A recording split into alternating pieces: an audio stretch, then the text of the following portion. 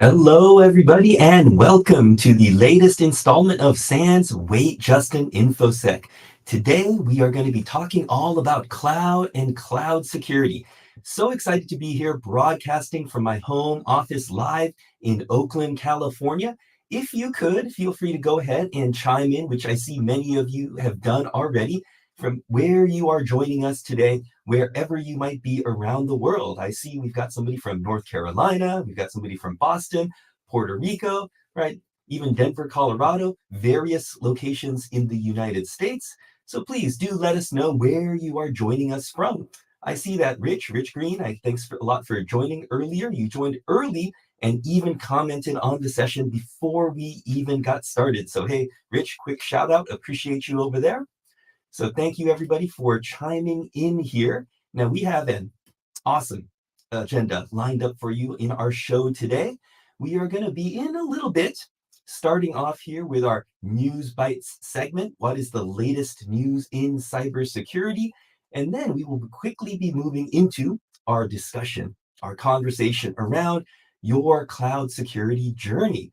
And I see lots of people are interested in cloud. I see somebody from Nigeria, from Belgium, from Cape Town, South Africa, beautiful place, by the way, from Mexico, from Brazil. Thank you all so much for joining. I even see somebody from Turkey, from India, from Kenya as well. Wow, it's amazing to have such representation from all of the various corners of the world. Thank you all so much for joining.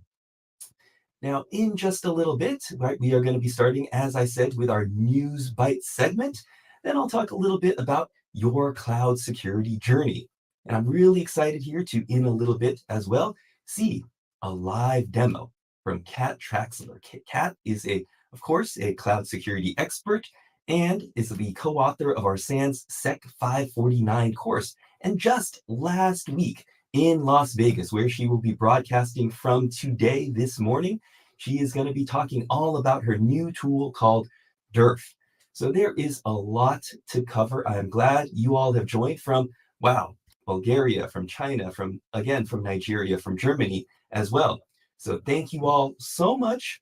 Now with that, we're going to take a brief segue here, and we're going to start our News Bites section, kick it off here with all of the latest and greatest happenings in cybersecurity. So after this News Bites segment, we will be back talking all about cloud security. So back to the guys. Let's roll up our News Bites segment here.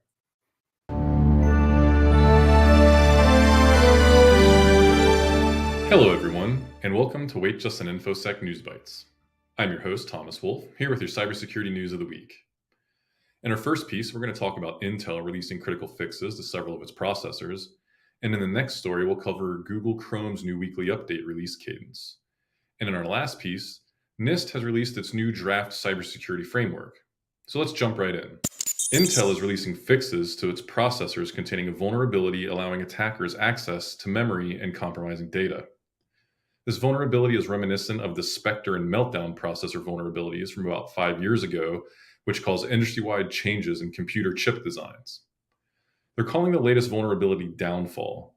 This flaw occurs in chip code that is used to gather data quickly from memory, exposing the difficulty in balancing data collection speed with security. This vulnerability affects chips going all the way back to 2015 and is found in Skylake, Tiger Lake, and Ice Lake chip families. Intel's current chip families, Alder Lake, Raptor Lake, and Sapphire Rapids, are not affected. Google researcher Daniel McGeamy developed the technique to exploit the vulnerability and is presenting his findings tomorrow at Black Hat in Vegas. Also, be sure and check out episode 56 of the Chips and Salsa show on the Intel Technology YouTube channel, where you can see McGeamy interviewed on his downfall findings. Google is now releasing Chrome security updates in a weekly cadence. They're doing this to minimize the amount of time between patch testing and the patch's public release. Until now, Chrome released security updates every other week. With all the updates we've seen for Chrome, it's not a huge surprise to see Google switch to weekly updates to keep ahead of the adversaries. It's important to note that while the fixes aren't perfect, this new update release cadence will make threat actors work harder to develop and execute an exploit. Google's new weekly patch release strategy reduces the window of time attackers have to exploit an end day. Researchers suggest setting Chrome browsers to automatically update with a forced relaunch in less than 24 hours.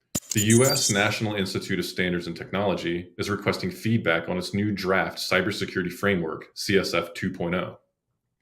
The revised CSF adds a new govern function to the previous identify, protect, detect, respond, and recover framework.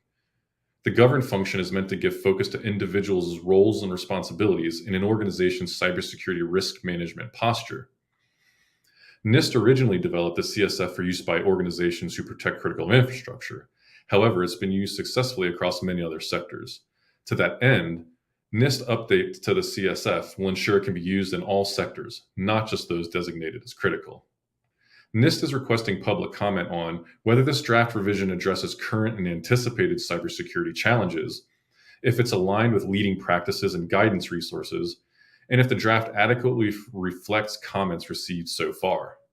The public comment period closes November 4th, 2023, and NIST is not going to be releasing another draft. So if you or your organization's cyber practitioners have any insightful comments on CSF 2.0, now's the time to make them. And those are your SANS News Bites for the week. For more critical cybersecurity news and commentary from some of the sharpest minds in InfoSec, don't forget to subscribe to the SANS News Bites newsletter, your twice-weekly summary and analysis of the most significant cybersecurity developments at sans.org/newsbites. Thanks again. I'm your host, Thomas Wolf, hoping to see you again next week. Thomas, thank you so much for sharing the latest and greatest news with us. Now, just to recap a little bit what Thomas just shared with us, he shared with us 3 important top of the news security issues, security related items. Number 1, he talked about some vulnerabilities in Intel chips. Now, CPUs and especially now GPUs, right? Graphic processing units. Those are powering underlying what we see a lot of in the various AI changes, the AI usage that is going on, that is exploding, that many organizations around the world are trying to figure out how to incorporate generative AI capabilities and large language models into their business processes, their business functionality. And why is this important, and how is it related to cloud? Of course, cloud is based upon, well, computers that we might not own in our data centers anymore, but computers in other people's data centers in the cloud, and underlying all of that are the various chips, the CPUs, and especially the GPUs now. So we as security professionals should be aware of those various vulnerabilities. And the second thing that Thomas talked about was, the browser, some issues in Chrome itself. And how do we, our users, largely access the cloud and cloud services? Of course, via browsers like Chrome and Firefox and Safari and so on. And lastly, Thomas gave us a little bit of a teaser as to changes in the upcoming NIST cybersecurity framework, the CSF. And I saw Rich posted a comment earlier that said, hey, props to NIST for adding a 5th function, the govern function, to the NIST CSF, which is the de facto cybersecurity framework that many organizations around the world are using to make security, their security programs, that much more understandable. So if anybody, has any other vulnerabilities, issues, or hot tips that you have recently seen that is affecting you, feel free to go ahead and chime into the chat here. But if you mentally bookmark that for a moment, we're going to turn our attention now to the main feature segment here, where we are going to be talking about, cloud security, specifically your cloud security journey here on various key trends, capabilities, and skills. So let me go ahead and advance to the next slide here. And for those of you that I have not met, just a quick background here. I've been teaching, writing courses with SANS for a long time now, for 16 years. Was the CISO here at SANS for a little bit. Still currently lead our cybersecurity leadership, as well as our cloud security curriculum. I'm also the CISO in residence at a venture capital firm called YL Ventures. If at any point in time you would like to connect, chat about anything that might be coming up in cloud security or cybersecurity overall, feel free to connect with me on LinkedIn or go ahead and send me a message. In terms of our topics that we are going to be covering today, well, in our limited time together, there are three things that we're going to be discussing. And this is based upon conversations that I've had over the last several years, actually, with many cloud security practitioners, cybersecurity leaders, security officers, and CISOs. And various organizations are grappling and dealing with these same three trends. Number one is multi-cloud. Not very long ago, various organizations found themselves trying to figure out, well, how do they work with the one cloud provider that they have decided to use?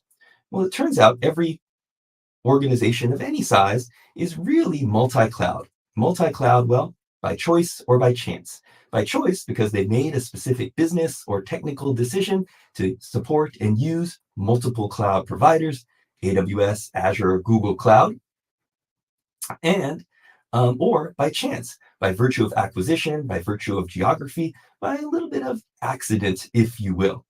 So that is multi-cloud. And we've also got architecture here. As organizations are maturing, they realize they need to take a step back and not just deploy features and functionality into the cloud at just a rapid pace, but they need to step back and say, are we designing this appropriately? Do we have the right protections, the right design in place? So if any of you are dealing with any of these, I'm going to ask you a question. If you can, chime into the chat. Which of these three things, multi-cloud, architecture, or automation, for you right now seem to be the biggest priority? Just go ahead and type in one word, multi-cloud, architecture, automation. You could, if you want, type in all. Because what we see is when you're using multiple clouds, when you are ideally designing it right from the start, you also need to figure out how do you automate these various capabilities. Include your security best practices in your automated pipelines to make sure that your security checks, your security tests, and perhaps even tools like Kat is going to talk about a little bit later on in this show, how you can automate some of these checks inside of your automated pipelines across your organization. And I see it's very interesting here. A lot of people chiming in here with automation as being the number one driver. That's also very associated with AI. One of the things that AI can help with is some of these automation activities. It's also interesting here that many of you are chiming in with architecture, working on trying to figure out how to, yes, get those security protections in place in a standard way. But also interesting that nobody has mentioned multi-cloud, and it might very well be that is because, oh, well, hey, you might just be multi-cloud. That is just natural, the natural way of working now. So let's go ahead, and before we dive in, let's do a quick reminder here on the next slide. And as Nicholas mentions, all three are critical and they complement each other. I see somebody from LinkedIn chiming in that says they are focusing on multi-cloud right now. And what you see here on this slide is your cloud infrastructure and platform landscape. And of course, we've got the Gartner Magic Quadrant on the left-hand side here. We've got the Gartner Magic Quadrant all the way back from 2014. And you can see just at a glance that the landscape was a lot more crowded. In the upper left-hand corner of the left-hand graph, you've of course got AWS, Amazon Web Services, as the clear leader in the space. But if you fast forward to the most recent Gartner Magic Quadrant, and this is where I will ask you all to, again, chime in here in chat and just go ahead and type in which cloud provider are you primarily using at work today. If you're using two 50-50, go ahead and chime in with both. But whether that be AWS on the right-hand side, whether that be Azure, or whether that be Google Cloud, feel free, please, go ahead and chime in here, because you can see in the latest version of the Gartner Magic Quadrant that those are the clear big three from a cloud service provider perspective. But in the lower right-hand quadrant, you can see that we've got Alibaba, right, has been making a lot of strides in recent years. You can see Oracle Cloud, which some organizations have been adopting as well. And in the lower left-hand quadrant, well, you've got the various niche players. You've got IBM, and of course, you've got Tencent and Huawei over in the Asia region, the APAC region. I see a lot of people chiming in here with primarily AWS, Azure, some GCP. We even have some people chiming in with some Oracle usage here. And a lot of times I find that Oracle is not necessarily the primary cloud provider, but from a business perspective, some organizations have decided to mitigate their business risk by using a secondary or another cloud provider like an Oracle here. All right, thank you all for chiming in. That is very helpful for us to all see which cloud providers you guys are primarily using. With that, let's go into our first of 3 topics, specifically multi-cloud. Now, every single year in recent times, SANS has been publishing a multi-cloud, cloud security survey. The most recent one was conducted by Brandon Evans and Ken Hartman, fellow SANS instructors. And what they have found that, you know what, it's exactly what we just said. So we've got a little bit of a survey-based, a little bit of a data-driven approach to highlight the fact that, hey, those big 3 cloud service providers are used multiple times in multiple organizations. In fact, the big 6, if you will, to include Oracle, Alibaba, and IBM, right, those have decent usage across various organizations as well. And what does this mean for us from a security perspective? Well, this is a term that Brandon likes to throw around in terms of cloud agnosticism, is that we as security professionals, because we are operating in a world where our businesses are using multiple cloud providers, it's not on us to make that decision. It means that we as security professionals, well, we have to be knowledgeable about all of those cloud providers and the nuances, the differences of what we need to do to secure them. Now, this can get a little bit complicated, a little bit hairy. How do we figure out, if you are just getting started in your journey, what do you need to do to secure these various cloud services? Well, fortunately, this is where the CIS, the Center for Internet Security, publishes their benchmarks for various technologies, including the cloud providers that we see here on the slide. And you can go download these documents and see, well, what are the cloud security best practices from a configuration perspective? If you use these CIS benchmarks for cloud or for anything else, feel free, please go ahead and chime in with a +1 or a thumbs up in chat, just to confirm that you do use these. Now, it is important to note that while these CIS benchmarks cover the foundational areas like IAM, logging, monitoring, networking, storage, and so on, well, these CIS benchmarks do not cover every single service that the cloud providers provide. It's not a day, not a week goes by that the cloud providers update and publish new services. Aksh, thank you so much for chiming in, saying that you do use the CIS benchmarks. Appreciate it. Now, while we know that there are some limitations, the CIS benchmarks are a great starting point. However, when you go to download the CIS benchmarks, it's really just a checklist. It takes a lot of work for you to turn these into reality. Well, as a result, we have various cloud security tools that you can use, various commercial versions, but also there are various open source versions of these tools. I will say, to keep this simple here, we've got the 3 most common cloud security tools. And hey, we mentioned Gartner earlier. Gartner's job seemingly is to partially come up with new acronyms to describe various categories of tools. So I'm going to ask you to chime in here, and we're going to ask you a little survey question. Which cloud security tools? Is it a CSPM? Is it a CWPP, Cloud Workload Protection Platform? Is it a CASB? Or is it something else that you primarily use? So as you guys are chiming in here and entering in your responses to this survey, I'm going to go ahead and talk a little bit more about these 3 tools to set the stage. CSPM, Cloud Security Posture Management. It is scanning all of your public cloud infrastructure and platform as a service offerings, really looking for the equivalent of those open windows, those broken windows, those unlocked doors, where you've got a cloud security specific misconfiguration. CSPM is basically on its way to becoming the vulnerability scanner for your cloud environment, like you have your traditional vulnerability scanners. So really that is focused on Well, yes, your cloud infrastructure and platform offerings. And again, feel free, go ahead and please chime in here into the survey at your leisure. But then in the middle, you've got your cloud workload protection platforms. This is what provides security for your quote unquote cloud native infrastructure. Now, you've got the CNCF, your cloud native computing foundation, that defines cloud native as any cloud related technologies that support applications and services that are deployed into your public cloud providers. So this is security related to things like containers, Kubernetes, Docker, right? Your various API resources, and so on. And then finally, you've got your CASBs here, right? You've got your cloud access security brokers that are specifically providing security and visibility for your various SaaS services.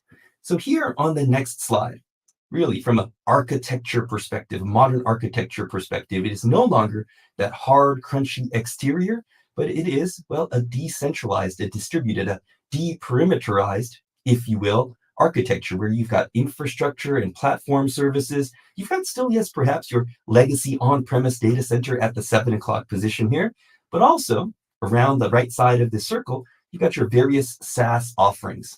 So related to the tools that we just talked about, the CSPMs really only apply, yes, to those public cloud infrastructure and platform providers in terms of that security scanning and visibility.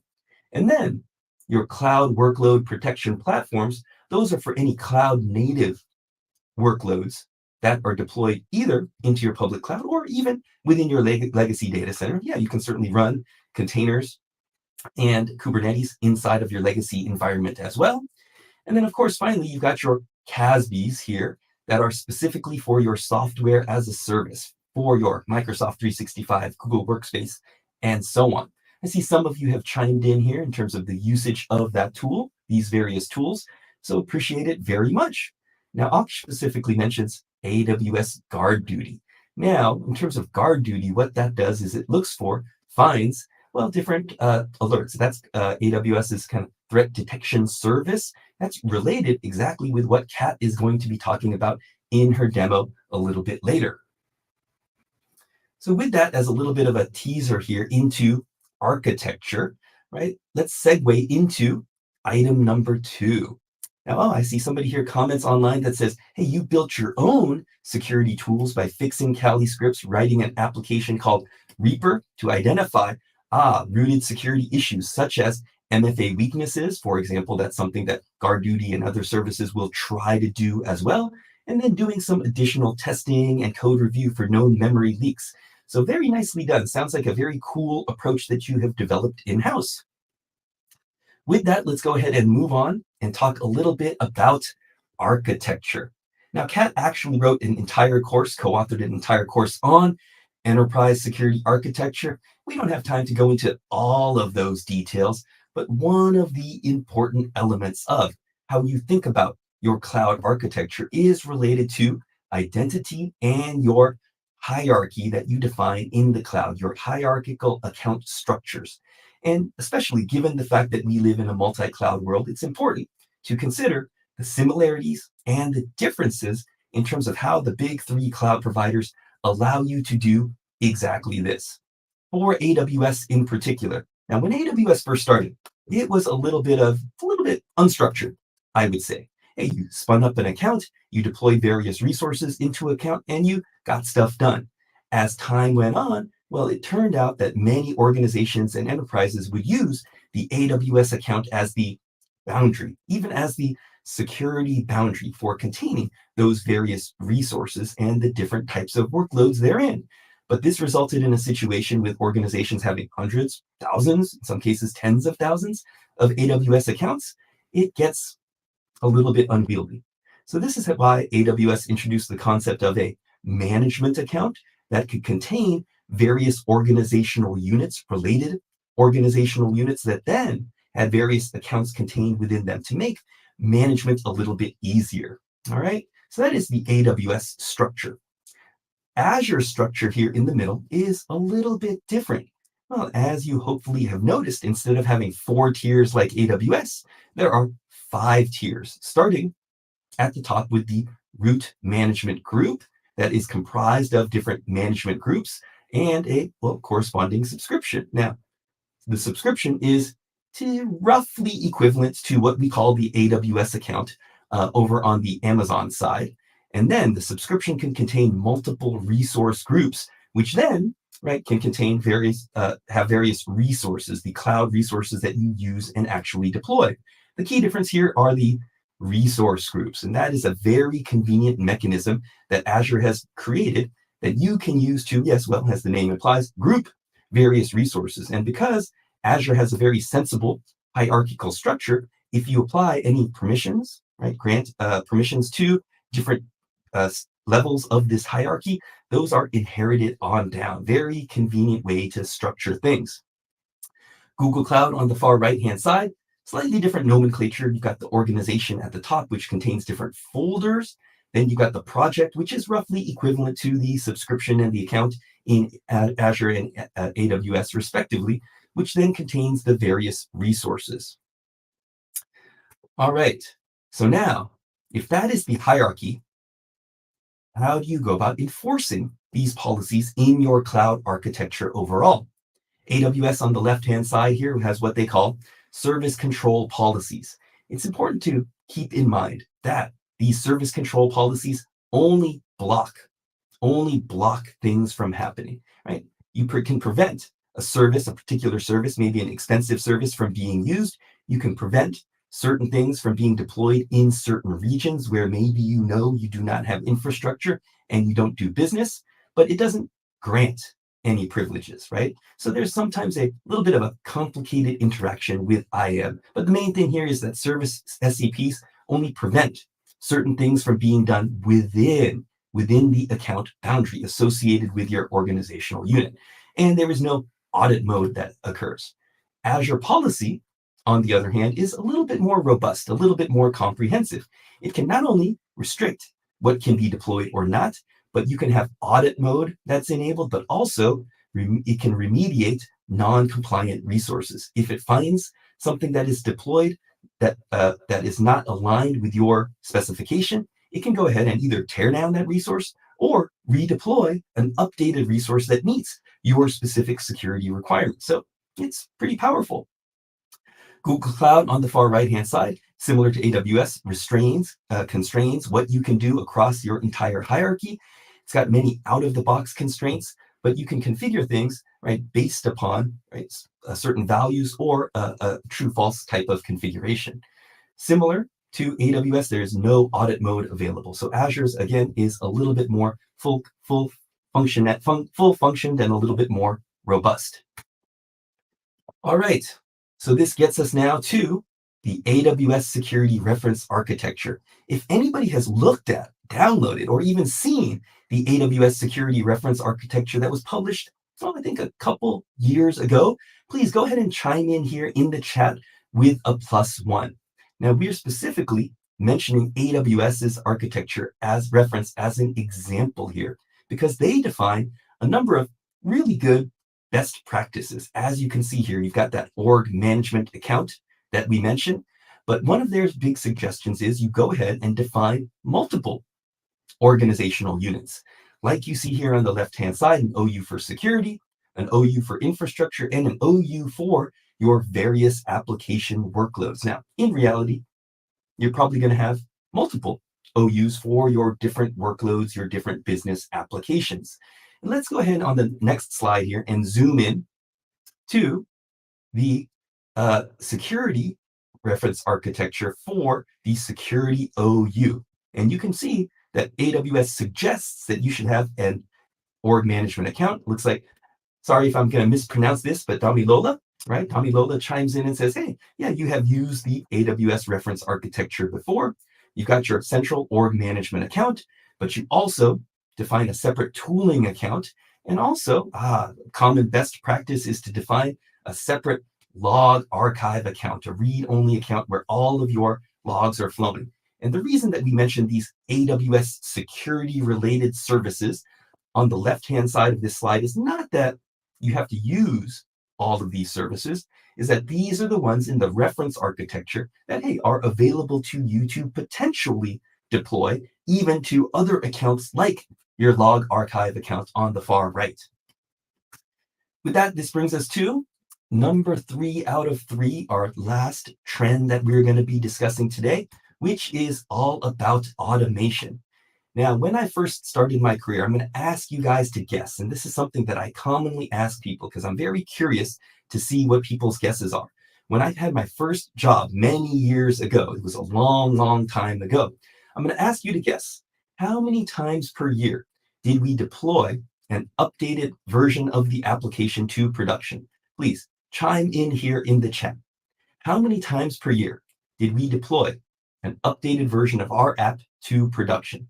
While you guys are chiming in, I'm going to go ahead and move on and talk about this and glance back at the chat here to see what your responses actually are.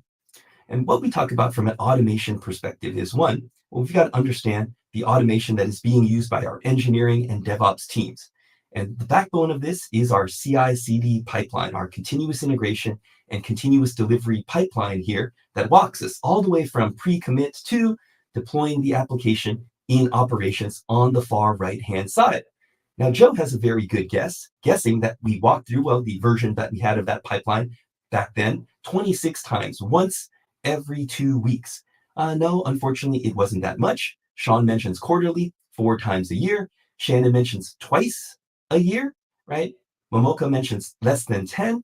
Elliot mentions 1 to 2. So we've got a range here. Ezekiel, that's a good guess as well, with 2. Somebody else guesses 12. We've got a range from 1 to 26. Well, to tell you the truth, we deployed to production, it was horrible. 0.7 times a year. We deployed to production once every 18 months. And the reason for this is it was because it was a long, laborious waterfall development process. It was not the more streamlined CI/CD process that you see here on the slide. So it was only until many years later, right, that now, hey, we've got various tools like we see here on the next slide, like, well, your traditional CI/CD tool Jenkins, but now your various cloud-based tools like GitHub Actions, GitLab CI/CD, and having modern version control systems that are based on Git, right? Back in the day, I used many old version control systems like, it was horrible, Microsoft SourceSafe, Subversion, and so on. But now, right, the whole industry has standardized on the foundations of our DevOps toolchain being these CI/CD tools and our version control systems based on Git. So if we have an example here with Jenkins, you can see on the far left-hand side, we've got the commit phase that's kicked off by pre-commit. That's not shown further left here. Anytime some code is checked in, right, somebody does a git commit and a git push, this commit phase automatically kicks off to run, well, even some static analysis tools, builds the corresponding container that is then deployed to the acceptance environment with some additional tests being run, that is deployed to other environments and then deployed either locally in your on-premise environment or right to your various cloud environments as well in an automated way. We didn't have this back when I was doing 0.7 deploys per year. And we mentioned this here because one of the things that we want to automate is the search. It's the search for security issues. I'm going to ask you to chime in here and in chat. And if you identify any security-related vulnerabilities here in this Docker file, please go ahead and add in the line number. Because just in a few moments, I'm going to switch to the next slide where we reveal the security issues associated with this Docker file. Now, of course, the Docker file is the file that allows you to define what is going to go into the container that is hosting, that is the container for your application functionality. And there are a number of different vulnerabilities that are in this particular Docker file. All right, so I'm going to go ahead and reveal, right, what these are real quick. I see Anani already chimed in with line number 15. Thank you very much. Hey, I owe you a drink if we are ever able to meet in person, because line number 15 has the application running as root. Yes, we ideally do not want to do that, but we got a number of other issues here. A software supply issue on line number 1 with an incorrect registry pointing to MCR RN Microsoft, not Microsoft.com. We've got an older version of the SDK that might have some vulnerabilities. We've got hard-coded secret on line number 5. pinning the package version in line number 7 to a version that potentially is outdated and has some vulnerabilities. So many of you chimed in correctly with line number 15 as the root user. I think Servet is pointing out that maybe the whole thing is vulnerable, right? Which we definitely see here as well. So thank you guys for doing that quick code review. And we mentioned this here as an example of one of the tools that you could automate, one of the types of checks that you can automate, because you've got various open source tools. We're only showing the open source versions here. There are some commercial versions of some of these tools, but this is where on the left-hand side, you can scan your Docker file for vulnerabilities like we just did in the Docker file, but you can also, right, scan your running containers using some of the tools we see over here on the right-hand side. So what we just talked about here before I turn it over to Kat, well, was multi-cloud, was architecture, and was automation. And this is all related to, well, your cloud security journey, your team's cloud security journey, and your organization's cloud security journey. Whether you are in an analyst role, an engineer role, an architect role, whether you're focused on DevSecOps or detection and response from a security operations and SOC perspective, right? What we've got here are the various cloud ACE journeys that are associated with various courses. We, in fact, have a course dedicated to public cloud security, effectively multi-cloud in Sec 510, that hopefully you can see is used across multiple of these various journeys. We've got a course 540 all about cloud and DevSecOps automation. That is the pillar of a number of these journeys as well. And then, of course, we've got Kat's new course, Sec 549, that is all about enterprise cloud security architecture. All right. So I encourage you to learn more about these various journeys on the SANS website here. But with that, I'm going to go ahead and turn it over to Kat to talk about her amazing tool that was just released last week. So Kat, feel free, go ahead and take it away. Thanks, Frank, and hello to everybody around the world. Thanks for taking time with me to review the new tool, the DERF. I'm going to switch over to presentation mode. One moment.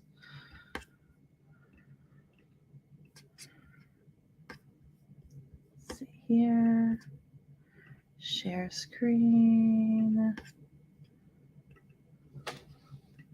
Entire screen.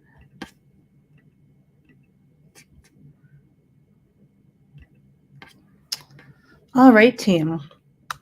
So in my day-to-day, I'm a security researcher and detection engineer, and have the opportunity to execute a lot of attack scenarios against AWS, GCP, Azure.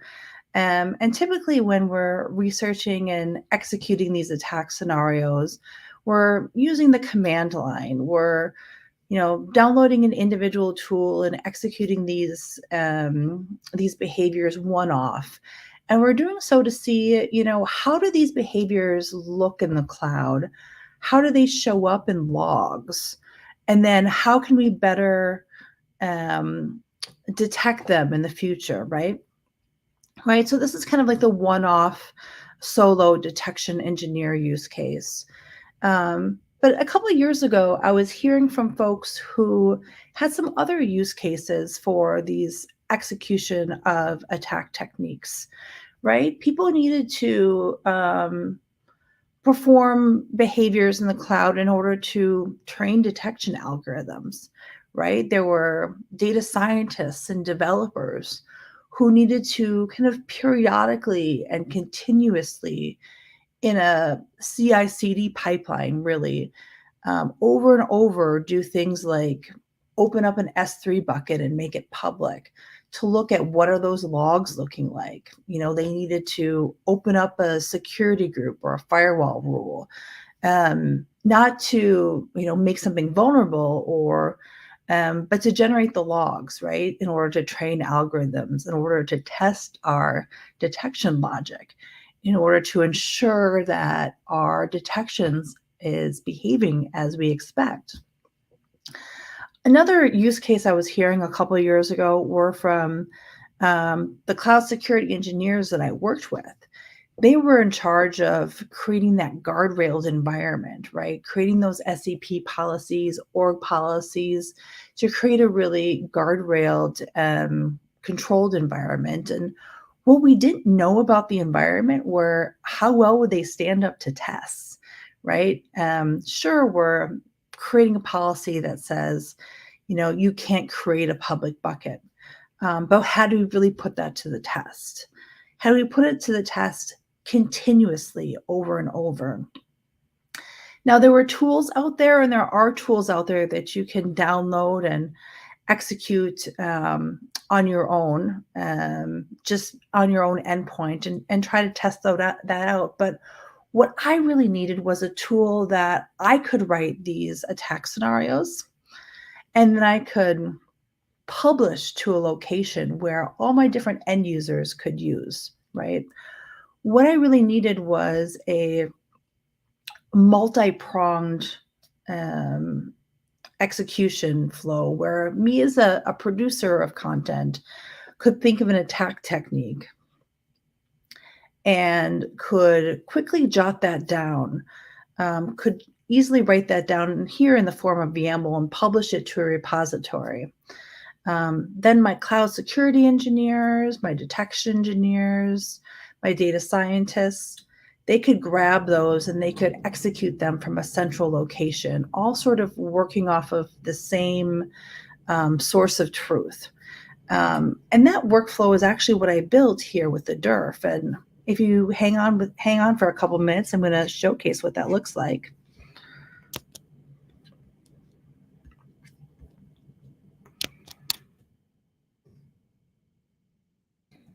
Here I have the tool all deployed into Google Cloud.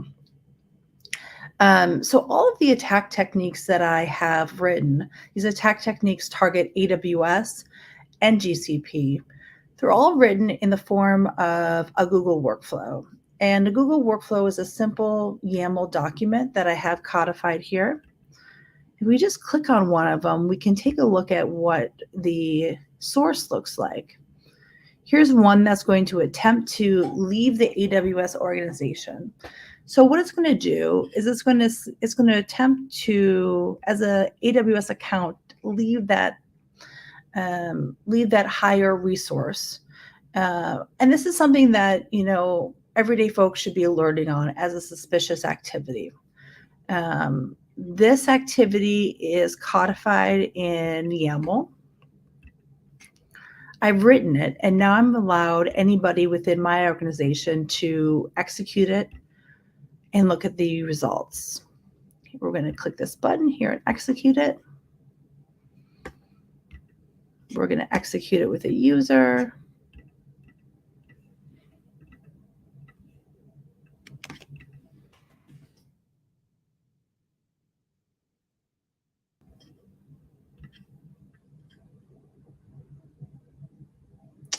And we've successfully attempted to leave the AWS organization. I'm going to switch over to CloudTrail to see what that looks like in logs, so we can see how this is going to be matched up and correlated. If you notice, this particular workflow that we just executed is assigned a unique ID. So when I press this button in Google Workflows, it was given this ID that ends in A52D. If I switch over to CloudTrail, you can take a look to try to find that event.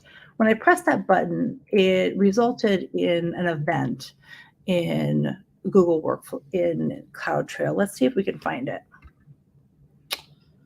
We can go to the event source, and we can look for organizations.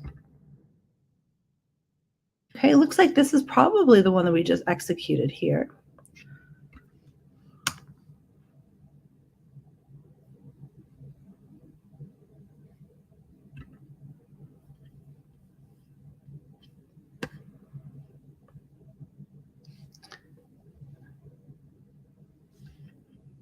And we can take a look at the user agent. This user agent says it's the organization's leave user agent, and it has the unique ID of the Google workflow that was just executed. So this is really going to be helpful for your detection engineers, your SOC analysts, anybody who needs to do correlation between the attack techniques that were attempted with the tool and then the logs that are generated in AWS. This is going to be really helpful for executing within a CI/CD pipeline when you need to continuously validate. I'm imagining you might have a SCP that prevents your accounts from leaving your organization. But no control is good unless you are continuously testing it, right? Continuously saying, is this true? Can we really prevent this? With the DERF, you can set this in a CI/CD pipeline and have it continuously test. Can we leave the organization? No. Can we leave the organization? No. And then if by some chance you can, then have it alert the appropriate people that the control you expected in your environment is down. Do we have time for one more demo?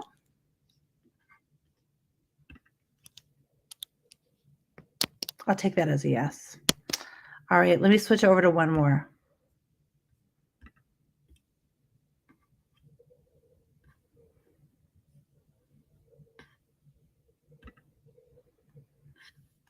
All right, here we have an attack technique that's going to attempt to retrieve secrets within AWS. Another behavior within AWS that you're going to want to monitor for if there's going to be an excessive call to the secrets manager API, retrieving secrets at a high volume unexpectedly. This is going to mimic that attacker behavior. And it's going to give something for your detection engineers, your SOC analysts to then model detections around, algorithms around. Let's take a look here. Yeah, so what this says is going to enumerate all of the secrets that are in your AWS environment and then retrieve each one of these secrets one by one. I think it actually does 20 of them right off the bat. Let's just click the button and execute it. Retrieve secrets.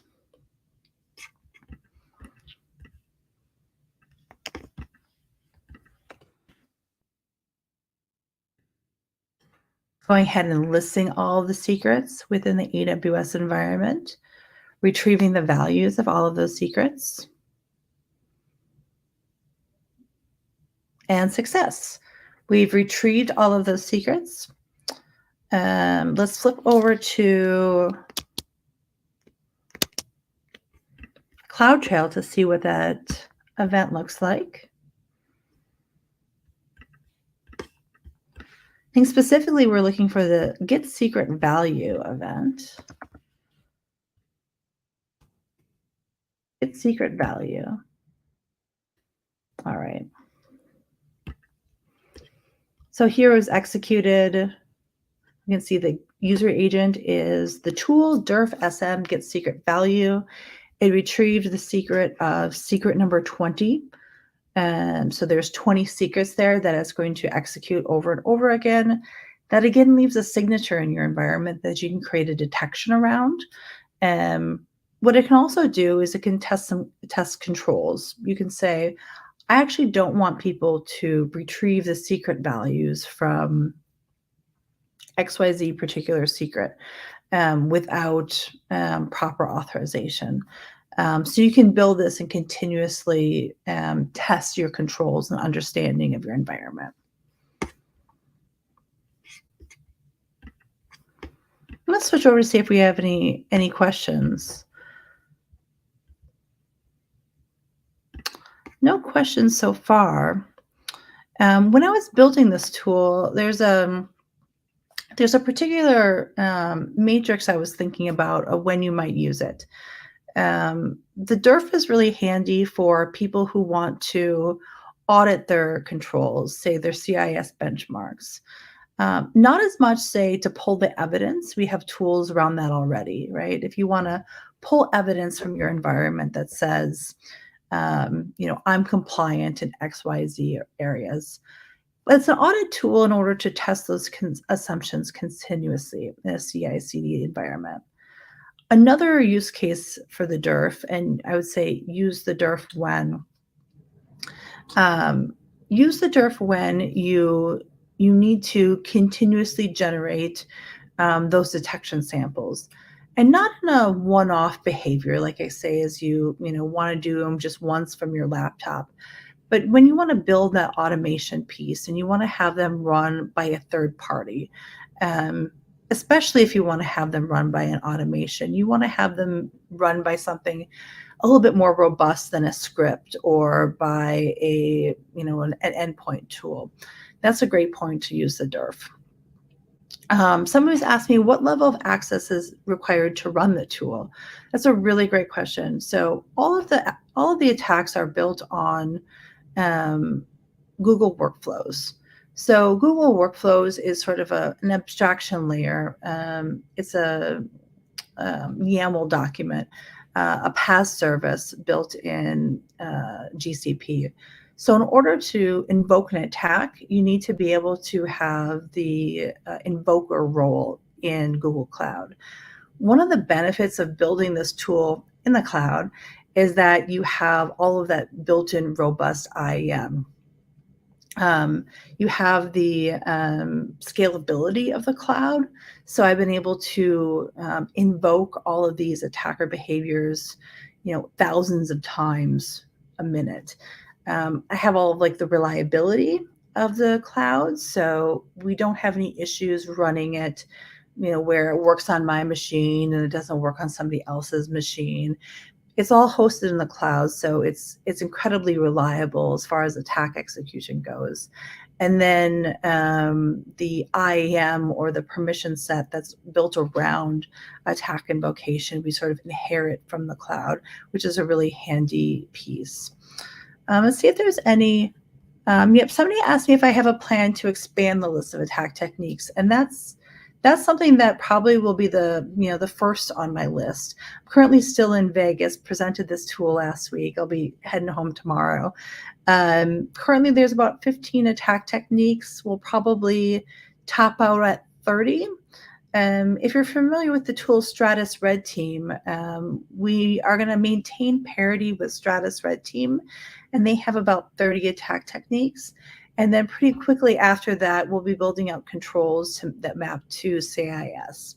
So this is an ongoing project. This is something I'm have time invested in, and will be working on pretty continuously. So the attack technique expansion will continue. Is there a tool for asset inventory?